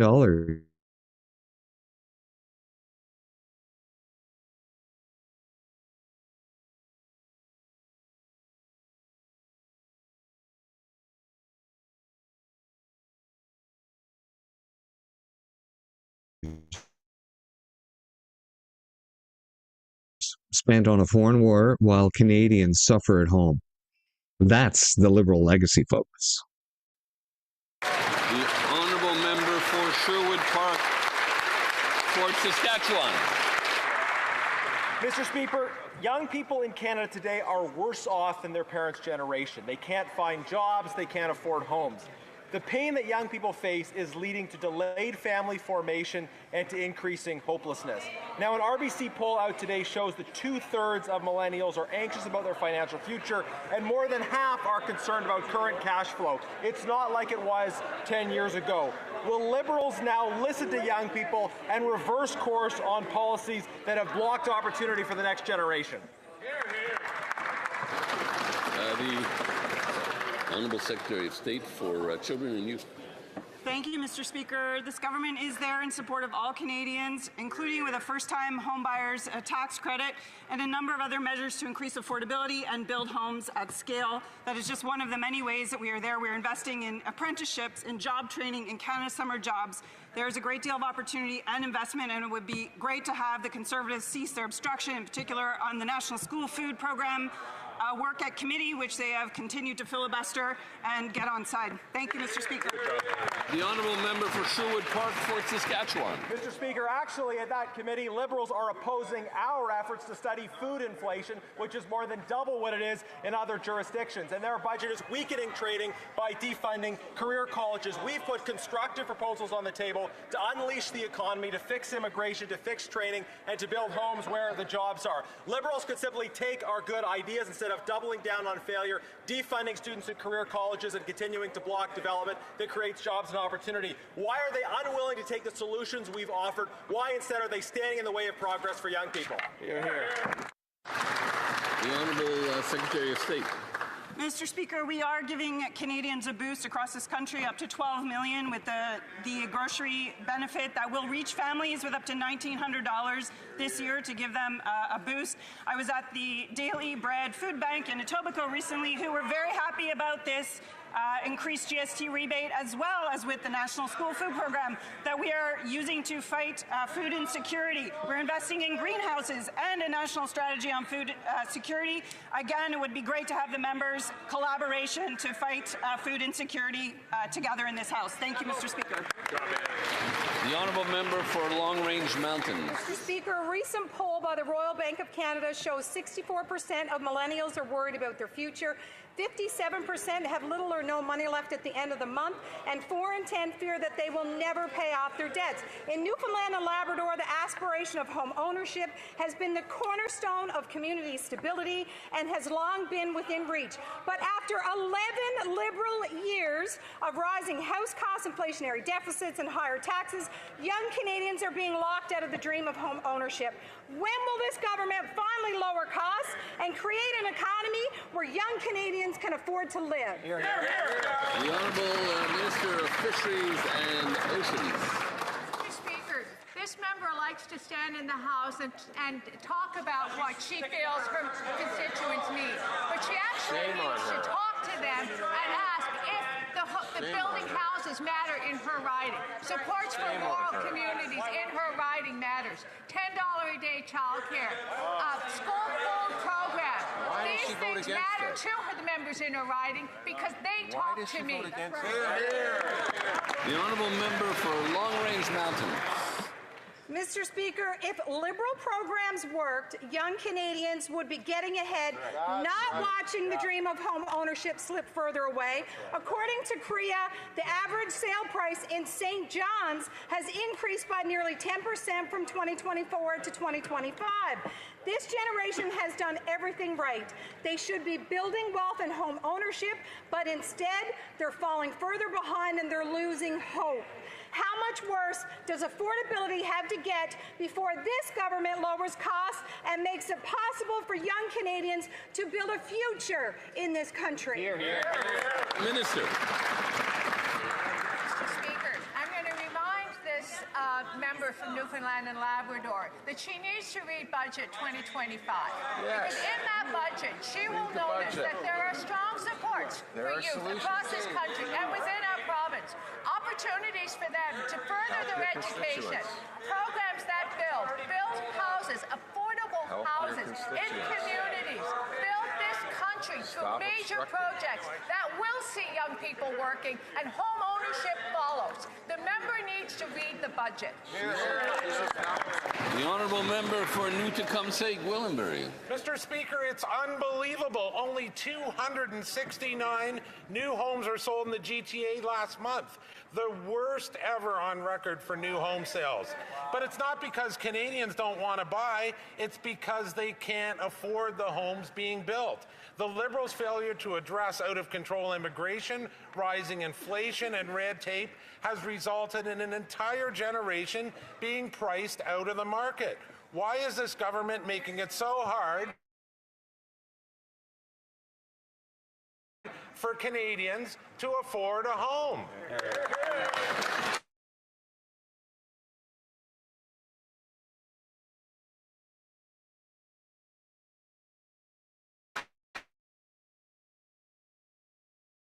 The Honourable Minister of Housing and Infrastructure. Thank you, Mr. Speaker. This government is focused on making housing more affordable across the board. That's right. Starting with our new home buyers, our first-time home buyers getting a tax break.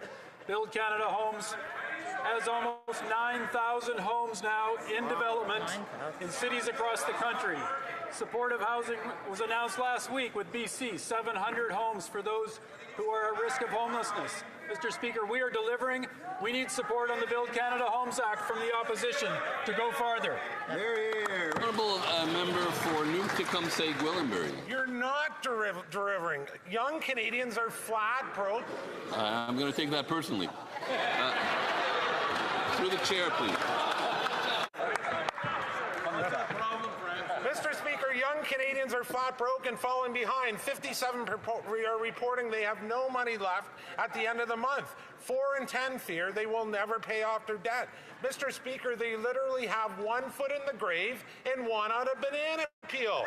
Canadians are draining their savings while their dreams of owning a home, starting a family, and building a secure life have been shattered. Instead of making things even worse, when will this Liberal government lower costs so young Canadians can afford to live? The Honourable Minister. Speaker, well, that's what Build Canada Homes is all about. We have a plan to deliver. We are delivering, and the experts are weighing in on this. Mr. Speaker, the Canadian Housing and Renewal Association said it clearly. Build Canada Homes is, and I quote, an important step towards addressing the housing crisis, building homes at speed and scale, ensuring affordability, and listening to the community housing sector. Mr. Speaker, we have an opportunity to deliver for Canadians. This whole House should stand in unison to support the Build Canada Homes Act. The honourable member for Richmond Hill South. The dream of home ownership has been shattered by a decade of Liberal policies and rhetoric. Only 269 new homes were sold in the entire Toronto area in January. Sales are down 36% from last year and 80% below the 10-year average. The last time it was this bad was the early 1990s. The Prime Minister promised build, baby, build, but the only thing this Liberal government seems able to build is more office space for more bureaucrats, for more layers of bureaucracy. So when will this Liberal government stop obstructing builders, stop doubling down on failed policies, and finally scrap the GST on all new homes? The Honourable Minister of National Defence. Mr. Speaker, this morning we announced a Phase 2 addition of 7,500 new residential units in 25 locations across the country. Already more than 800 new residential housing units are underway. The shovels are in the ground. Valcartier, Petawawa, and Edmonton, 1,000 new units. Kingston, 900 new units. Gagetown, 500 new units. Mr. Speaker, we are delivering for the Canadian Armed Forces, and we're delivering for our economy.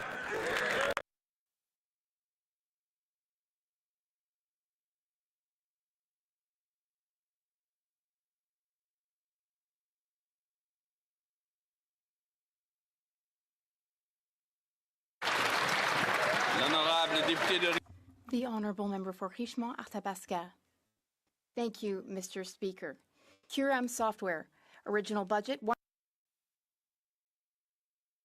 So this housing that they're building, that he was just announcing all those numbers, that's base housing. Petawawa, Kingston, the base housing on those bases have been completely neglected for the past 40 years. Yeah, they've changed the windows and doors on those maybe a dozen times. Insulation, they've sold off most of the houses to private agencies to manage them, but still never, ever enough housing on the bases, especially now. Who can afford to live on the economy on a military salary? They're probably dependent on base housing. And there's more and more people in the military actually going to food banks because they're not getting paid enough. So obviously they needed more homes there, but apparently most of the people aren't joining the military anyway, which is why they're bringing in mercenaries. So I guess the mercenaries are going to live in all those homes they're building using tax money. Actual cost, $6.6 billion. Cost overrun, $5 billion. Mr. Speaker, yesterday, the Liberals told us that this is a success story. That's what they said. Who in the Liberal cabinet will step up to take leadership in this fiasco, in this financial fiasco?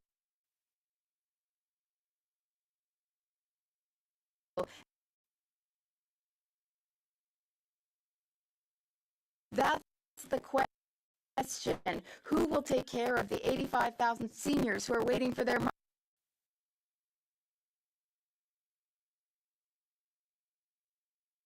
money? Who? Anyone? That's Liberal leadership for you, Mr. Speaker. No one is dealing with this.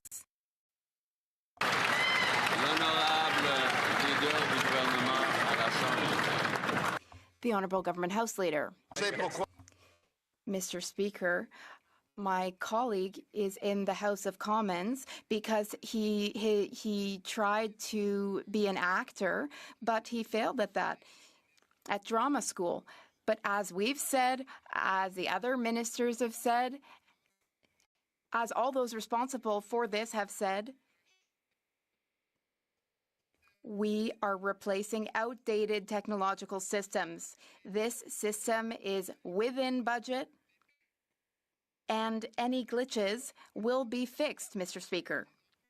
My colleagues are welcome to send me any issues they know of. The Honourable Member for Louis Saint Laurent, Akia-Wenrac. Mr. Speaker, 85,000 Canadian seniors are experiencing problems, and for some of them, this is their only source of revenue. This is the problem, Mr. Speaker. There are 85,000 seniors affected, and yesterday the Minister of Transportation said that there were just a few cases. 85,000. A success story, they said. 85,000. This is Liberal arrogance in full display. Mr. Speaker, the Prime Minister is an honourable, very honourable man. So can he rise and admit that they've made a mistake? The Honourable Minister of Jobs and Families. That the Prime Minister is an honourable man, and that's why I'm so confident to serve under his leadership. And on the issue of Curem, Mr. Speaker, it would be great if we had some honourable conversations about the real facts of this case. In fact, Mr. Speaker, 7.7 million seniors have been transferred to the new system without any delay. And in fact, the number that the opposition keeps repeating are new applicants, Mr. Speaker. We have a process as well for urgent cases. I've asked the member opposite to come to me with those urgent cases, and we can get people their benefits started within 24 to 48 hours. Mr. Speaker, there is... The Honourable Member for Halifax. Monsieur le Président, on est tout... Mr. Speaker, all of us in this place agree that tuberculosis rates in Inuit Nunangat and in many First Nations communities are still too high. These rates of tuberculosis reflect historical discrimination and the lasting effects of colonization. Can the Minister of Indigenous Services tell the House what our new government is doing to eliminate tuberculosis by 2030? Thank you. L'honorable ministre. The Honourable Minister of Indigenous Services. Mr. Speaker, I thank my colleague for this very important question. In order to eliminate tuberculosis, we are investing in innovative approaches led by Inuit. We are working to improve people's health in the most at-risk communities, and in order to do so, we have just announced additional investment, significant investment, to find solutions to tuberculosis rates in Inuit Nunangat. With ITK and Inuit treaty organizations to better support prevention, screening, and diagnosis. The Honourable Member for Brantford, Brant South, Six Nations. Well, Mr. Speaker, Liberal revolving door policies strike again. Today in Toronto, a criminal while on bail was convicted of stabbing a male 7 times on the subway, causing life-altering injuries and permanent trauma, is now walking free. The judge called him a high risk to reoffend, and now his victim fears for his life. How many more innocent Canadians have to be stabbed, shot, or terrorized before this government stops propping up a broken system and actually starts protecting victims? The Honourable Secretary of State for Crime, for combating crime. Mr. Speaker, cases like this are exactly why we brought in C-14. That's right. I'm glad to report that C-14 has passed on to the Senate. The Senate is doing its work. There will be bail reform in that bill. There are harsher sentences for those that commit crimes. And I'm glad that, that we'll be able to tackle this issue. Mr. Speaker, my role has been put in place because we are a tough on crime government, and we'll do everything that it takes to make sure we don't have incidents like this. Honourable Member for Brantford, Brant South, Six Nations. The tragic case, Mr. Speaker, is a direct result of Bill C-5 and 75 laws that weaken bail, water down consequences, and fueled a revolving door for violent crime. Conservatives have repeatedly fought to strengthen bail and early release and keep violent offenders behind bars. We have offered to work with this government, yet these Liberals vote down tougher laws Conservatives propose, choosing ideology over public safety. How many more Canadians have to be violently attacked before this government admits its laws are failing? Hear, hear. The Honourable Secretary of State. Mr. Speaker, 1/3 of all legislation that we've brought forward has been tough on crime legislation, Mr. Speaker. Justice reform, public safety bills, and many of these measures have moved forward and progressed, but there's some measures that have not moved forward at all because the Conservatives have been obstructing those measures, Mr. Speaker.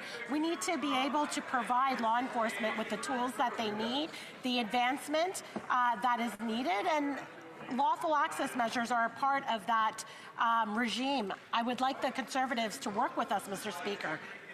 The honourable member for Kamloops, Thompson-Nicola. Mr. Speaker, a man was recently sentenced to 2 years less a day for possessing over 2,600 images of child sexual abuse and exploitation material. Let's remember that it is Parliament's jurisdiction to set sentencing ranges, and that is why I put forward a bill last Parliament to raise sentences for those who commit sexual offences against kids. Make no mistake, I believe everybody in this chamber wants to protect children. But if that's the case, will the Liberals commit today as to when they will introduce legislation that will strengthen our sentencing for those who possess these criminal and awful materials? The Honourable Minister of Justice. Mr. Speaker, I'm happy to answer the honourable member's question directly. It was during the fall sitting last year. We put forward legislation that is going to increase sentences for a range of sexual crimes. And, Mr. Speaker, we are also going to be restoring mandatory minimum penalties, including for child pornography charges following the Senate bill decision of the Supreme Court. But on this side of the House, we know that it is not enough to punish bad actors after a crime has taken place. That's why I would urge all members of this House to get behind the government's efforts to pass Bill C-2 so we can actually adopt a lawful access regime, give cops the tools they need to put criminals behind bars and keep our kids safe. The honourable member for Labrador. Mr. Speaker, we know how important it is that Inuit children have timely and equitable access to the health, social and educational supports they deserve. The Inuit Child First Initiative has been instrumental in helping to close long-standing gaps, ensuring that Inuit children are not left behind. Could the Minister of Indigenous Services please update this House on her recent announcement and explain how it will further strengthen supports for Inuit children and families, including those in my own riding of Labrador? Thank you, Mr. Speaker. The Honourable Minister for Indigenous Services. Mr. Speaker, I'd like to thank my colleague for his question, and I'm really pleased to be able to respond to him in affirming the announcement of $115 million towards renewed funding for the Inuit Child First Initiative that will reach those children and families in his riding and like mine. I want to thank my constituents who expressed their support for this progress. I'm looking forward to continuing to deliver in this space. Of course, we are going to be doing long-term work in partnership with our colleagues to ensure that we are able to determine the future next steps of this process. Thank you. So that was the very first time I've actually heard a Liberal in the lower house, since I've started doing this show, actually say funding rather than investing.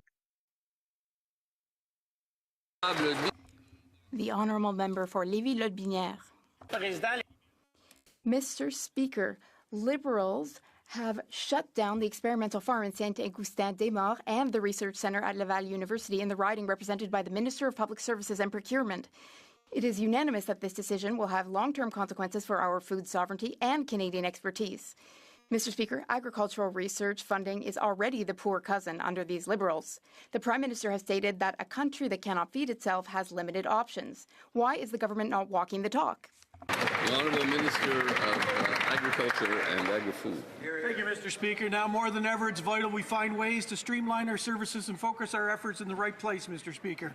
I've had the opportunity to sit down with Laval University and talk about AFC and the partnerships that we have. Streamlining research and collaboration with academia and the private sector will prioritize our high-impact areas and duplication and align ourselves for the future. We are going to continue to be the biggest science entity in the country, Mr. Speaker, and we will use that to our advantage in our trade negotiations. The honourable member for Edmonton Strathcona. Mr. Speaker, the Canada Health Act guarantees Canadians universal access to public health care. But Danielle Smith is creating a private system that will hollow out health care in Alberta and spread to other provinces, making the crisis across the country even worse. At the same time, Canadians in 9 provinces and territories still have no access to national pharmacare, and the health minister won't even meet with the Canadian Health Coalition to talk about it. Is the Prime Minister deliberately letting Canadian health care erode, or does he simply not care enough to protect it? Hear, hear. Excellent. L'Honorable Ministre. The Honourable Minister for Health. Thank you, Mr. Speaker. As my colleague knows, I will always stand up for, and my government will always stand up for, the Canada Health Act. We're working closely with our partners, provinces, and territories, as I often say, and we work together to ensure the best possible healthcare services for Canadians. Alberni. Mr. Speaker, our healthcare system is already stretched, yet this Liberal government piles on needless paperwork. The College of Family Physicians warns that the disability tax credit form is worsening the strain on family doctors and limiting access to the Canada Disability Benefit. Instead of fixing the problem, Budget 2025 sets aside $10 million to help people navigate a broken system. Provinces already determine disability eligibility. Why won't the minister just accept provincial approvals for the disability tax credit and cut red tape so family doctors can focus on patient care and so people with disabilities can actually access their benefits? The Honourable Minister of Jobs and Families. Speaker, I am so proud to be part of a country that believes that people with disabilities deserve to live in dignity, and that's why we have a disability tax credit. Really? How many people with disabilities has the Liberal government now offered to euthanize? Is that what you're proud of? Oh, I know that's what you're proud of, because you, Patty, are one of the best Liberal fascists we have in Canada. This is important work for the full inclusion of people with disabilities in Canadian society, and will continue to advocate to ensure that everyone reaches their full potential here in this country.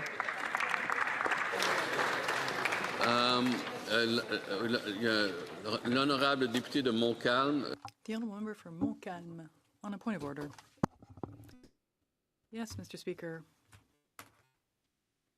You are the guardian of my parliamentary privilege, and one of these privileges is to ensure that when I attend question period, I may hear both the question and the answer, regardless of what I may think of that question or answer. However, over the last several question periods, unfortunately, the people to your right have a difficult time containing their enthusiasm, so they rise to applaud before the answers have been fully given, which means that interpreters cannot do their work. It has happened on several occasions, and they're unable to do their work. And when they are able to, we actually can't appreciate it because we can't even hear the rest of the answer. Mr. Speaker, if you could make it clear to the people across the way. Thank you. Je vais prendre ça en note. I will take it under advisement and look into the matter. But I think it's coming from both sides, I must admit. There are loud voices on both sides. I know them, yes, I know. I know who they are. That said, thank you for your comment. To order made on Monday, February 23rd, 2020. All right. That brings us to the end of the question period for today and the end of the no answer period. Before we go, let's recap what was covered in the question period today. So right off the bat, 2 questions on the OAS, old age security, and the CRAM software failure. So once again, Liberals keep insisting that everything has already been costed. It's already been budgeted. However, during the committee meetings, the Liberals refused to hand over the documents that prove what they are saying is actually true. So we will just assume that what they are saying is a lie about the software. Liberals keep insisting that it was necessary to shift over to this new system and that it's only affecting new people that couldn't get on this year, those 85,000 people, and doesn't affect people that were already in the system.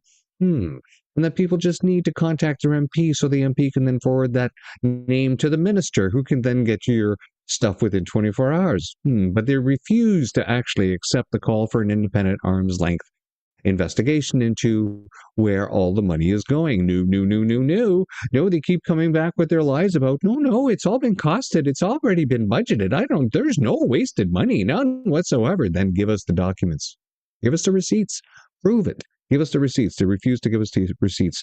Then, of course, we went into OAS and then into the immigrant issue and then into OAS and then into immigrant issue, which is a good thing to remind people that Liberals are letting millions of people into the country unvetted without doing interviews. There's no bloody way that these people could have been checked out. There was just no time whatsoever. With the people that were available, they would have to spend like 10 seconds per person. That's not enough time to ask questions, let alone enough time to say, hi, how you doing? Goodbye. That's barely 10 seconds right there, and especially if they speak a different language. So yeah, massive amounts of people came into the country, unvetted, unfiltered. We don't know who they are. We don't know what kind of criminals they are. We don't know what kind of good people they are, because the Liberals didn't do their job. And in order to avoid taking responsibility for screwing up the thing, what do? What Liberals always do. They call people who accuse them of being incompetent racist. Yes. We're new government. We didn't screw up the immigration system. That was the old Liberal government. We're the new Liberal government. Trust us. Yeah, we didn't screw things up. It's the Conservatives. They're bad. They didn't do something 10 decades ago or a decade ago. So we had to do it today, which, we have to continue taking care of all those non-Canadian citizens because the world is looking at us. Yeah, the world is looking at us. The world is fucking looking at Canada, I tell you, and we're looking at us and thinking we're bananas. Young, screwed, blued, and tattooed. That would be the young. Because they're not getting homes. No, I'm sorry, they're not getting homes. The Liberals keep insisting, we're building all these homes. Yeah, you're building homes for rental units. And again, the minister right there was bragging about putting all these thousands of units in Kingston and in Petawawa. And what's in Kingston and Petawawa? Canadian Forces bases. Yeah, that have been struggling with base housing for decades. And now they're finally getting some housing, I guess. But, the Liberals can lie about housing and say, we're building homes for people. See, if people don't want rental units. People, when they live in a country, they want to buy a house. They want to be able to invest in it. They want to live in that home, right? And they want to retire. But they can't even buy a house. What you're providing in your program are nothing but rental units. Oh, yes, third time around. And then, of course, the terror of the criminals on the streets. And I could tell the Brockinator is not impressed once again. Another story to tell in Parliament about yet another person released on bail committing crimes. Once again, it never seems to stop. And then, of course, the farmers with Keith MacDonald, there, our agricultural minister, coming out, we got all these partnerships and blah, blah, blah. Meanwhile, they've shut down the science stations that would probably make all their international pulling fuckery worthless. So they have to ensure they get rid of the scientists that are going to go against them, destroying the food supply, which is what they've been doing. And people don't believe me? Well, let's go in and look at the regulations and then look at what they did to the ostrich farm. Because what they did to them, they're doing to all the other farmers. They show up on a farm, they test a couple of animals, they say, looks like you got some H1N1 going on here. We're going to have to destroy all your cattle, all your flock, everything that we have, and you're not going to get compensated. So thanks for reporting. And of course, healthcare. Healthcare. On and on and on it goes. Canada's healthcare is toast. And again, this all relates to the entire system being completely broken at the same time. Do we need to remind Canadians what happened 5-6 years ago with the COVID-19 mandates that drove a lot of people out of their jobs and out of the country? And one of the jobs that they drove a lot of people out of was healthcare. They haven't recovered. Military hasn't recovered. So what are they going to do? Bring in medical mercenaries like they want to bring into the military? Mercenaries for that, mercenaries for this. How people can continue to vote for these elbozos is beyond me. All right, well, join us tomorrow morning at 9 a.m. for second breakfast. And still have not said whether they will acknowledge and accept. And sorry about that. I forgot it was in a single window. Yeah, and I guess that's it. Thanks for coming out. Like, share, subscribe. We'll see you next time. Bye-bye. Still have not said whether they will acknowledge and accept the Federal Court of Appeal ruling that they violated the constitutional rights of Canadians by invoking the Emergencies Act. Leader, shame on them bringing donuts to people occupying our nation's capital. If the Conservatives want the truth, we'll tell them the truth. Speech yesterday from the Prime Minister really freaked these Conservatives out because because they saw the ambition in that speech. And not only did they see it in that speech today, as the Prime Minister stood with the Premier investing in new nuclear to ensure the jobs of today and the future, they know that the youth... The only thing that's revolting are those answers. Speaker, we will take no lessons from these conservatives. Trust me on that. The Minister didn't write the Prime Minister's speech yesterday because it wouldn't have bored and depressed to tears. It's really hard to follow, isn't it, Mr. Speaker? All of those poor students stuck in that room. There he spoke about how they would have to sacrifice more and that it would take time to reverse all of the misery that has built up over the last 10 years. Mr. Speaker, young people want to have homes. They want to have jobs. They want to have hope. They want a budget that is affordable so they can have a life that is affordable. Will the Prime Minister introduce that budget so that Canadians can restore the promise of their country? And we decide what comes next. Know that this government has their back and we will continue to do this. We report that there's going to be a powerful statement for the young people of Canada. Deficits are driving inflation. The more Liberals spend, the more it costs Canadians at the grocery store. 25% of Canadians are using food banks because they can't afford to eat. So when will the Prime Minister finally get his inflationary deficits under control so Canadians can put food on the table? Mr. Speaker, Conservative members pretend to care about food insecurity, but then they call feeding children garbage. Mr. Speaker, what's garbage was that answer? Did the Prime Minister see the ad before it went out? Hey, of course there are too many people living in poverty in Canada, but there are significant initiatives being put in place by this government. Being serious means being honest. Mr. Speaker, the grand reveal has been made. Canada's economy is in fact growing, Mr. Speaker.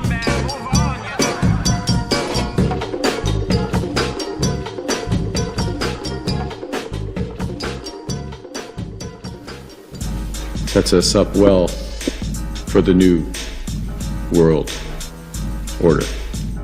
The Liberals claim they will uphold freedom of expression, but still have not said whether they will acknowledge and accept the Federal Court of Appeal ruling. And the convoy was an illegal occupation. That the answer was bovine excrement. The first time nobody heard it. The second time, unfortunately, we had to hear it.